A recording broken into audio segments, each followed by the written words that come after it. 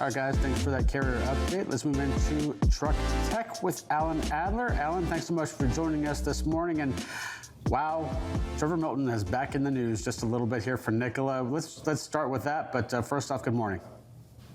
Good morning to you guys.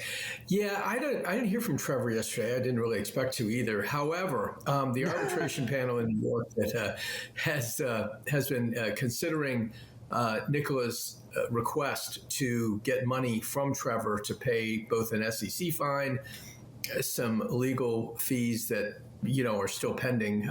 They paid a lot of money, tens of millions really, to defend him across all of the cases that have been out there. They want that money back, and they're off to a good start. They got $165 million yesterday awarded to them from this arbitration panel. Basically, they have a $125 million fine, maybe a little less now because they've been making some interest payments on that. But they wanted Trevor to pay for that because, back when he was charged in July of 2021 with fraud, it was interesting. We kept waiting to see if the company would be charged with any kind of criminal activity, and it never was.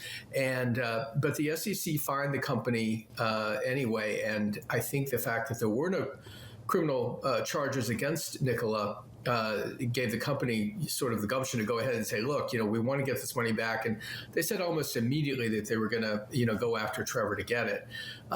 Remember, at one point, Trevor Milton was a multi-billionaire because of Nikola. Today, his holdings or his net worth is significantly less. However, some of that is going to go to paying back the company that he founded back in 2014.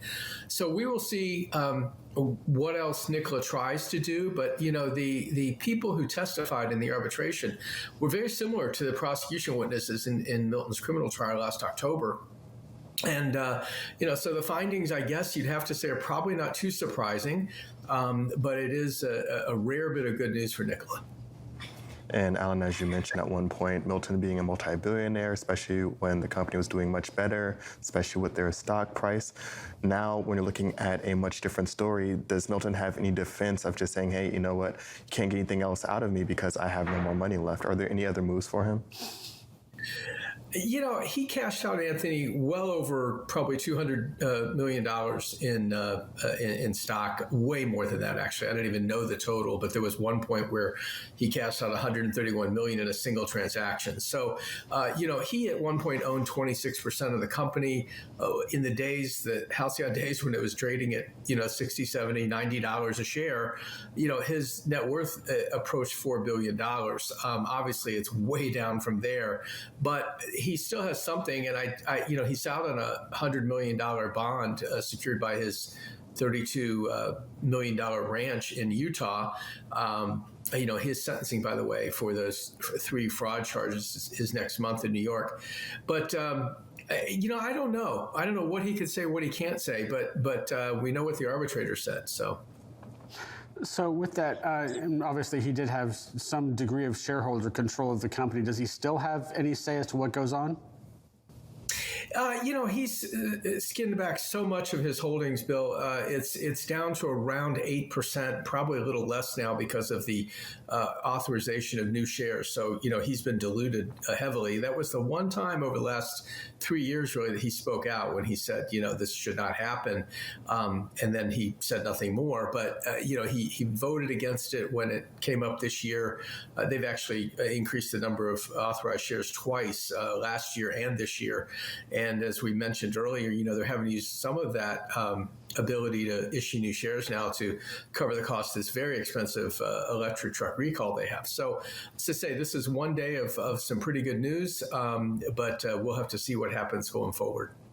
Definitely is something that's always going to be, I think, in the news cycle. It's just this ongoing story that I can't wait until it's inevitably some type of Netflix series or special. Yeah, I was going to think if you were going to do a drama about any sort of EV world, you'd be remiss if you didn't at least use one detail from Nikola's story. Well, yeah, and I think what's interesting, we have seen some artistic approaches to this.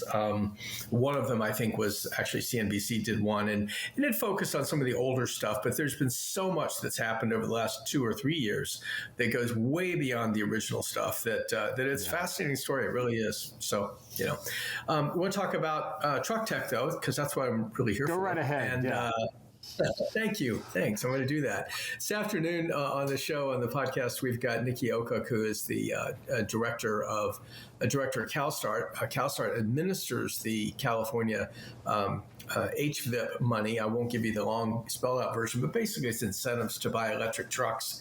And she's talked to us in the past about shifting a lot of that money over to small fleets. So we'll get into that this afternoon. And we'll also talk about some other activities that CalStart is involved with. Now, they're a nonprofit that is dedicated to, sort of the decarbonization of freight, and they are working now on the East Coast to create an electric corridor on I-95, sort of Miami to Boston. That'll be an interesting thing. That's really not Nikki's area, but she said she would be able to talk about it a little bit today. So we'll have her on the show today. Then on Friday, I'm really hoping to be able to pull this off. But I need to write down all of these startups that we've been covering off and on over the years. And it's time to do a scorecard. We're right in the middle of third quarter earnings, so it's a pretty good time to do that. I'm not going to name winners and losers. I don't think that's my place. But I think a quick summary of what these companies have been going through, those that are, looking like survivors and maybe some that already are gone. It's time to take a look at those. So I'm going to try real hard to pull that together for Friday's newsletter. I cannot wait to see what you might say about Nikola. I'm going to have to hold myself back because the whole thing, of course, right? I mean, and it's not like we don't, I'm glad I probably should get paid per word on that company. I'd be well off today based on how much we write about them. But they do it to themselves, honestly. They're constantly in the news. But you're right. It is such an amazing story. You'd have to think it was fiction if you didn't know otherwise. And Alan, as you're looking at all of the trends going into the upcoming year, we're going to be some of the biggest headwinds that you think is going to really be in the way for maybe some of these startups within the truck tech space? Well, Anthony, you saw yesterday that San Francisco, or actually the Department of Motor Vehicles in California, told crews to stop driving in San Francisco. And I realize we don't cover robo-taxis very often, but it's an interesting move now because of some of the issues that the autonomous cars are having. I don't know if that's going to have an impact on autonomous trucking in the sense of highway use, but we are looking next year at Aurora, at minimum, planning to start on commercial routing with no drivers. And I think that, there's enough pushback now that we may see that, affected in some fashion. And I'm watching this side of the business carefully because I think it could impact some of the attitudes. There aren't that many people that are excited about autonomous vehicles, either or cars or trucks. And of course, under that, you could just look up the Teamsters. They're continuing to raise a ruckus around the whole idea of driverless vehicles. Claiming that safety is an issue, and they might actually have a point there as far as the robo-taxis go. But when you think about it, I mean, the number of accidents caused by humans is so much greater, and so there's a bit of an overreaction now, I think, on that. But I do think the DMV, after seeing some of the issues that Cruise has gone through, and even Waymo has gone through, I think there's some issues. There's a lot greater complexity, really, to try to drive an autonomous vehicle through city traffic and urban settings where things are constantly changing than maybe on a specific route, on a highway, which, like the hub-to-hub approach that's being taken with trucks. So we'll see if that ends up having any kind of knock-on effect or not.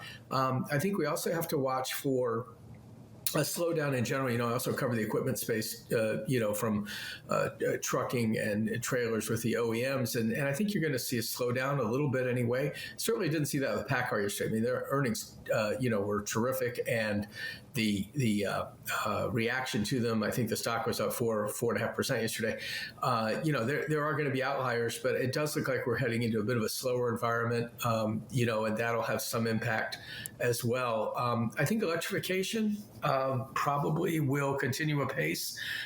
Again, we always end up looking for the very next thing, and sometimes we have to wait through where we are now to get to that next thing. That's not a happy time for a reporter, because our approach is always to say, well, I understand what you're saying today, but what about tomorrow?